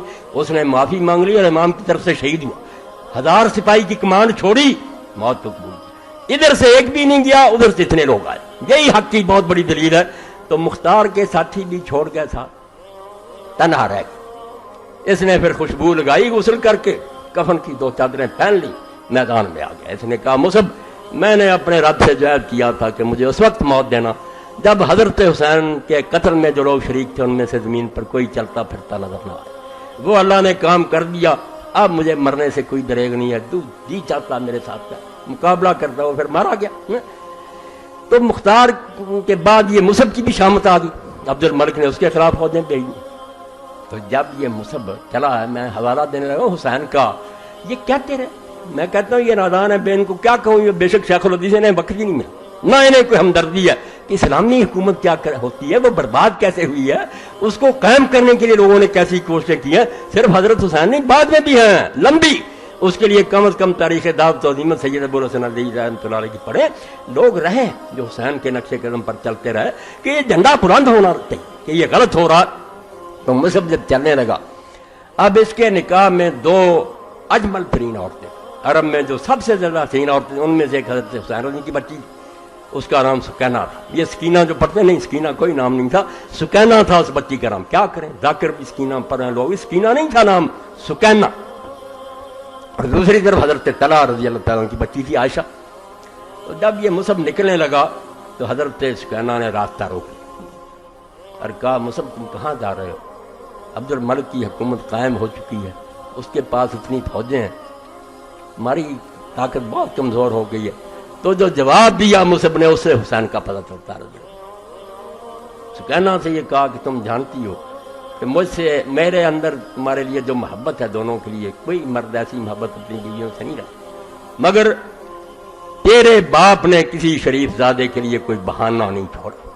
یہ مصعب کا فکرہ تھا کہ سکینہ تیرا باپ جب گیا تھا حسین میدان میں, کون تھے اس کے ساتھ؟ ماں تارا کا ابو کے لبن حرتن گزر. کیا کریں, تیرے باپ کو جب دیکھتے ہیں تو تیرے باپ میں جو حلال چاہتا ہے نا اس کے لیے کوئی بہانہ نہیں تھا کہ تم بہانہ نہیں بنا سکتے کہ طاقت نہیں, حالات نہیں, یہ کہہ کر چلا گیا. تو جب میدان میں پھر ہوئی لشکر آئی تو یہاں تک نوبت پہنچی کہ اپنے بھتیجے اور بھانجے تھے, انہوں نے بھی عبد الملک سے معافی مانگی, چلے گئے ساتھ چھوڑ کر. مصعب کے ساتھ بھی وہی ہوا جو امام حسین بہت تھوڑے رہ گئے. تو اس وقت اپنے بھانجے کو بلایا, حمزہ تھا اس کا نام, حضرت مغیرہ بن شعبہ رضی اللہ عنہ کا بیٹا تھا. حمزہ کو بلا کر اس وقت مصعب نے کہا کہ حمزہ بتاؤ. جب ابن زیاد نے حضرت حسین سے کہا تھا کہ اپنے آپ کو میرے حوالے کر دے پھر میں فیصلہ کروں گا کہ کیا کرنا چاہتا ہوں, تو حسین نے کیا کہا تھا. اس وقت یاد آیا حسین, اس نے کہا ماما جی, حسین نے کہا تھا کہ عزت کی موت جو ہے نا وہ ذلت کی زندگی سے بہتر ہے, دلیل بن کر غلاموں کی طرح جینے سے عزت کی موت مر جانا بہتر ہے. اور ساتھ ہی یہ شعر پڑا, پھر مصعب نے میدان میں گھس گیا. اس نے کہا ٹھیک ہے ان رلا بالطف من آل ہاشم تاسو فسنوا للکرام التاسیہ. ہاشم کی اولاد میں سے 18 جوانوں نے جو فاطمہ کے بچے تھے ایک دوسرے کی خیر خواہی کر کے اور اپنی جانیں قربان کر کے ایک نمونہ دے دیا. وہ شریف لوگوں کے لیے ایک مثال قائم کر گیا کہ مر جانا منظور کرو، ذلت کی زندگی قبول نہ کرو. سر کاٹا گیا اس غریب کا بھی، مگر حسین کو یاد کر کے وہ گھس گیا کہ بے شک بھائی بھتیجے چھوڑ گئے، عزت کی موت بنوں گا. اور اس سلسلہ میں آپ دیکھتے ہیں جب ابن زیاد ملعون کا دربار تھا، یہ کتنے بے ایمان. پڑھتے ہیں کہ اس نے محمود عباسی نے کتاب لکھ دی، اس کے شاگرد فیض عالم جیسے ناصبی اٹھ کھڑے ہوئے. اب ان حدیثوں کو یہ بھی شرم نہیں آتی کہ جا کر پوچھیں عصری صاحب سے اور علامہ صاحب رحمۃ اللہ علیہ فوت ہو گئے کہ جب وہ قتل ہوا تھا اور یہ بات ہوئی تھی کہ اس کے لیے دعا کرو، کیا فرمایا تھا علامہ صاحب نے؟ انہوں نے کہا وہ اہل حدیث تھا، حیا کرو، ہمارا یہ مذہب ہے کہ علی خلیفہ نہیں تھا اور یہ یزید ولی تھا، یہ ناصبی تھا، ہم اس کے لیے کوئی دعا نہیں کر سکتے. یہ اندھے ہوئے، سب نے وہ کتابیں چھپائی ہوئی اور کوئی کتاب نہیں ان کے پاس. آپ دیکھ لیں جب نکالیں گے فیض عالم کے رسالے، حیا کرو، حدیث کی کتابیں ختم ہو گئی، نہیں سوچتے. تو یہی بات مصعب نے اس وقت کہی کہ ہاشمیوں نے اس وقت ایک مثال قائم کر دیا. اور یہ 18 کون تھے؟ نواب صدیق حسن رحمۃ اللہ علیہ کے ذات. دیکھو وہ کہتے ہیں کہ حسن بصری فرماتے ہیں اس وقت زمین میں ان 18 جیسا کوئی بھی نہیں تھا، بے مثال لوگ تھے. کوئی جوان تھا، کوئی بچہ تھا اور جا رہے تھے باری باری. کثرے بنی مقاتل جب پہنچے تھے کربلا سے پہلے تو امام صاحب کو ذرا اونگ آ گئی اور اونگ سے ذرا بیدار ہوئے تو بار بار فرمایا انا للہ و انا الیہ راجعون. تو بیٹے نے پوچھا علی اکبر کہ ابا جی کیا ہوا؟ فرمایا بیٹا میں نے خواب میں دیکھا کہ ہمارے ساتھ ایک سوار جا رہا ہے اور وہ کہہ رہا ہے کہ ان الناس یسیرون الی منایا، کہ یہ لوگ بیچارے اپنی موت کی طرف سفر کر رہے ہیں. یعنی امام نے چھپایا کچھ نہیں، نہ انہیں یہ کچھ توقع تھی. سب کہتے ہیں کہ غلط، نہ کوئی غلط فہمی، وہ موت کے لیے گئے تھے. حضور کی حدیثیں میں نے پیش کر دی ہیں. ابھی سوال ملا کہ نہیں ثابت کروں گا نا کہ حضور کہہ گئے تھے کہ حسین کو قتل کیا جائے گا. انہوں نے کیا سوچنا سمجھنا، جا رہے تھے اپنی موت کی طرف. تو بیٹے نے پوچھا ولسنا علی الحق، ابا جی موت کی تو کوئی بات نہیں، کیا ہم حق پر نہیں ہیں؟ تو امام حسین رضی اللہ عنہ نے فرمایا کہ اس اللہ کی قسم جس کے سوا کوئی معبود نہیں ہے، ہم حق پر ہیں. تو بیٹے نے فرمایا کہ ابا جی پھر ہم موت کو شہد سے زیادہ میٹھا سمجھتے ہیں. تو امام نے پھر دعا کی کہ اللہ تعالیٰ بیٹا تجھ پر اپنی رحمت نازل کرے، مجھے ایسے بیٹے کی توقع نہ. تو اس لیے اللہ کے بندو اس قصے کو قصہ نہ سمجھو. قصہ ہوتا تو کئی لوگ مارے گئے ہیں، ہم ان کو رونے پیٹنے نہیں بیٹھتے. یہ علی اور حسین کو سمجھ لو کہ علی کو نہیں سمجھو گے کتاب البغات نہیں سمجھ میں آئی. کوئی مولوی دکھایا کہ اللہ کے رسول نے اور قرآن نے کو بتایا کہ مسلمان باغیوں سے صحیح خلیفہ کیا برتاؤ کرے؟ کوئی نہیں. علی ہے اس بارے میں امت کا پیشوا. اور مسلمان حاکم اگر بگڑ جائے، غلط طریقے سے حکومت پر آ جائے، اس کے ساتھ کیا کیا جائے، یہ حسین سے ملے گا. اور اس کی ضرورت آپ کے سامنے میں عرض کر دیتا ہوں، پہلے بھی آپ نے سنا پھر سن لیں. نمازوں روزوں سے بڑھ کر، کروڑ درجہ بڑھ کر، کہ ایوب کا زمانہ تھا، اللہ اسے بھی معاف کرے، اس نے یہاں پنجاب یونیورسٹی میں کروکیم کرایا. 126 عالم بلائے، مسلمان بھی اور غیر مسلم بھی، مذاکرہ ہوا دین کے بارے میں. بہت لوگوں نے مقالے پڑھے، اس مقالے پر پھر بحثیں ہوتی تھیں. تو مسجدوں میں جو بند ہے گنبدوں میں نہیں کیا پتہ چلے کہ مولوی صاحب کیا اور ان کا کیا، یہ گدھ اور شاہین کا فرق ہے، یہ سمجھ نہیں سکتے. ان کے پاس یہی ہے کہ امین اور ہاتھ نہیں. اسلامی حکومت کو سمجھو پھر مسئلہ سمجھ میں آئے گا. تو اسے ایک مستشرقہ عورت نے، بڑی فاضلہ تھی عیسائی عورت، اس نے مقالہ پڑھا اسلام کے نظام سیاست پر، بہت تعریف کہ اسلام میں خلیفہ کے لیے یہ ہے، عدل انصاف یہ ہے، پڑھی لکھی. مگر آخر میں اس نے ایک بات کی، جھوٹ نہیں کی. ٹھیک تھا، 14 سال میں ہم نے بڑا غرق کر دیا. کہتے ہیں کہ اس میں ایک نقص رہ گیا کہ حاکم وقت اگر ٹھیک چلتا رہے تو اس کا احسان ہے، اگر وہ غلط چل پڑے نا، لوگوں کی بیٹیاں اٹھا لے، ان کے مال چھین لے، ان کو ناک قتل کرے، صرف کلمہ کا انکار نہ کرے، یہ نہ اعلان کر دے کہ میں کافر ہو گیا ہوں، تو اسلام میں اس کے راستے میں کوئی رکاوٹ نہیں. دین نے یہی کہا کہ اس کو مانو، جو اس کے مقابلے میں آئے گا وہ باغی ہوگا، دوزخی ہوگا، کفر کی موت کرے. حدیثیں پڑھی، اماموں کے حوالے پڑھے، سب کے سر جھک گئے. سعودیہ سے بھی آئے تھے، شام میں، اب علماء کے پاس کچھ بھی نہ رہا. اس نے کہا نظام تو اچھا ہے مگر یہ حکمران کی مہربانی ہے، ٹھیک چلتا رہے، بگڑ جائے تو اللہ ان تروا کفرم بواہن، جب تک وہ کھلم کھلا نہیں کہتا کہ میں مسلمان ہی رہا تم اس کے خلاف کچھ نہیں کرتے، بے شک وہ دن دہاڑے آپ کی بیٹیاں اٹھا. تو اللہ رحمت فرمائے مولانا مودودی صاحب رحمۃ اللہ علیہ پر. انہوں نے دیکھا کہ یہ تو سارا معاملہ ہی تباہ ہو گیا.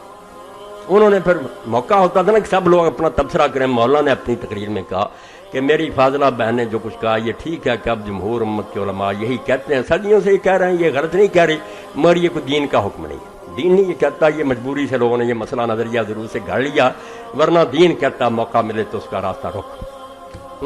اس کے لیے حضرت حسین رضی اللہ کی مثال دی، بعد میں امام ابو حنیفہ اور امام مالک کی دی کہ انہوں نے منصور کے خلاف بغاوت میں ساتھ دیا، تو بات تو کچھ بن گئی۔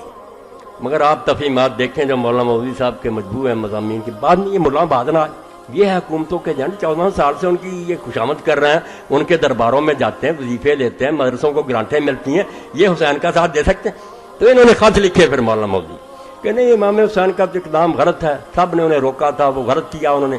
اور امام ابو حنیفہ بچپن میں یہ کہتے رہے جب وہ جوان تھے، ابھی خون تازہ تھا، بعد میں وہ بھی چھوڑ گئے تھے کہ نہیں حکومت کو مان لیا کرو جو بھی۔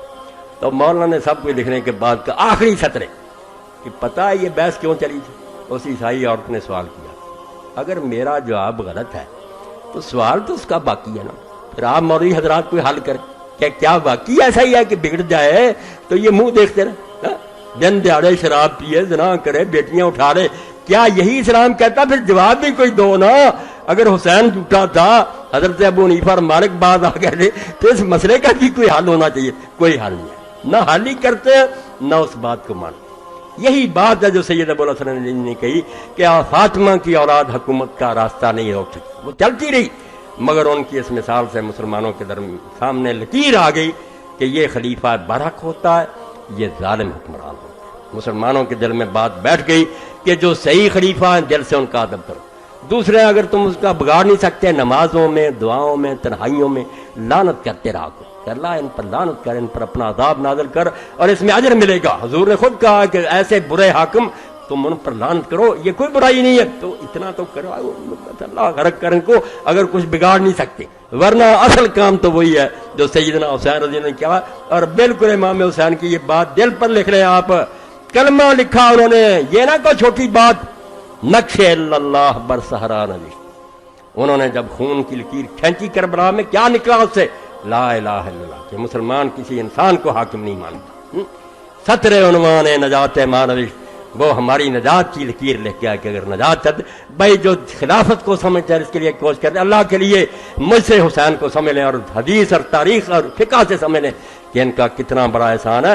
چھوڑے ان مولویوں کو جو مسجدوں میں بول رہے ہیں کہ مولوی صاحب چھوڑے، یہ بات نہیں چھوڑ سکتا، میں مر جاؤں گا، مجھے تو اللہ اگر فرصت دیتا اور وقت ہوتا، خدا کی قسم ہر خطبہ میں مرنے تک حسین پر دیکھا۔ میں نے اس بارے میں تھوڑا پڑھا، میں نے دفتر کھنگالے ہیں تاریخ کے، حدیث کے، فقہ کے، تفسیروں کے، اس لیے میں جانتا ہوں کہ حسین کا وزن اس امت میں کیا ہے۔ درمیان امت کہواں جناب، ہم تو حرف قل هو اللہ در کتاب۔ علامہ اقبال کہتے ہیں قرآن میں جو درجہ سورہ اخلاص کا ہے کہ کوئی صورت اس کے برابر نہیں، اپنے دور میں حسین کا مقام جو آسمان کے ستارے سریا کا تھا، کون اس کا پاس کا پیدا ہو سکتا؟ باقی جو لوگ چپ کر رہے ہیں میں ان کا عذر بھی بیان کروں، انشاءاللہ یہ چیزیں آ جائیں گی، چھوڑوں گا نہیں کہ صحابہ چپ رہے تھے، دکھاؤں گا کتنے تھے، کتنے چپ رہے اور کیوں چپ رہے، یہ علماء اہل سنت کی کتابوں سے۔ وآخر دعوانا الحمدللہ رب العالمین وصلی اللہ تعالی علی خیر خلقہ محمد وآلہ واصحابہ اجمعین۔ اللہ اکبر، الحمدللہ وسلام علی عبادہ الذین اصطفیٰ۔ یہ سوال آپ سن لیں انشاءاللہ، پھر ان کے بارے کو کہ وقت کچھ زیادہ ہو گیا۔ کیا حضرت حسن رضی اللہ نے 6 ماہ تک خلافت سنبھالی؟ کیا ان کی حکومت خلفائے راشدین میں نہیں ہے؟ اگر ہے تو خلیفہ 5 بنتے وضاحت فرما دیں۔ حضرت حسن رضی اللہ کی خلافت بھی خلافت راشدہ 6 مہینے، اس کو بھی اہل سنت کے، مگر وہ کوئی مستقل حکومت نہیں بنی، نہ دیر تک رہی، بس وہ بنے ہیں، معاویہ لشکر لے کر آ گئے، اس لیے ان کو علیحدہ نہیں ذکر کرتے، ورنہ ان کا دور بھی خلافت کا دور ہے۔ جی مولانا یہ بتائیے یزید کیسے مرا؟ اپنی موت ہی مرا۔ شیخ حمید اللہ صاحب دل کی تکلیف کی وجہ سے اسپتال میں داخل ہیں، ان کی صحت کی دعا کی درخواست ہے، اللہ ہمارے ساتھی کو شفا دے، بعد میں کریں گے دعا۔ فتاوی آن لائن کی تمام سیریز ماسٹر مووی کی تیار کردہ، آپ کسی بھی اتوار کی سی ڈی لینا چاہتے ہیں اس جمعہ کے بعد تاریخ لکھوائیں اور آئندہ جمعہ مطلوبہ سی ڈی حاصل کریں۔ 13/2/5 20/2/5 کی سیریز اور گزشتہ سیریز تمام موجود ہیں، بار اسٹال سے رابطہ کریں، لے لیں۔ گزشتہ جماعت المبارک سیدنا علی و حسین کتاب ختم ہو گئی تھی، بار اسٹال پہ موجود ہے، جس کے مصنف مایانات مورخ قاضیات اور مبارک پوری ہیں، جس پر اہل بیت اطہار اور معاویہ یزید کے بارے مستند روایات کی روشنی مرتب کی گئی ہے، اور کتاب خلافت و معاویہ یزید کی افتراء پردازیوں کو پوسٹ مارٹم کیا گیا۔ تلخیص سید نفیس الحسینی، تمام ساتھی ضرور لے کر جائیں، پچھلے جمعہ بھی لائے تھے، ختم ہو گئی۔ جی یہ سارے میں رکھ لیتا ہوں، پھر پڑھو۔ اللہم صلی علی محمد وعلی آل محمد. یہ سن لیں، یہ کیا میرا یہ اعلان سن لیں کل کے بارے میں. انشاءاللہ رائڈ ہسپتال میں قرآن فہمی کی ماہانہ محفل 15واں پروگرام مورخہ 26 فروری 2005 بروز ہفتہ دوپہر 1:15 بجے. موضوع ملت ابراہیمی، سورہ نساء 125. محمد اسحاق سی پی روم آپریشن تھیٹر. انشاءاللہ کل 1:15 بجے رائڈ ہسپتال میں یہ درس قرآن ہوگا، وہاں بھی پہنچنے کی کوشش کریں. اللہم صلی علی سیدنا و نبینا محمد وعلی آلہ وصحبہ وسلم. پرسوں تحریک اسلامی کے اجتماع بروز اتوار مورخہ 27/2 وقت 9 بجے شروع ہوگا. احباب شرکت فرمائیں. رسالہ فتح غام و تحسا کتاب مولوی فقی اللہ صاحب سے حاصل کریں.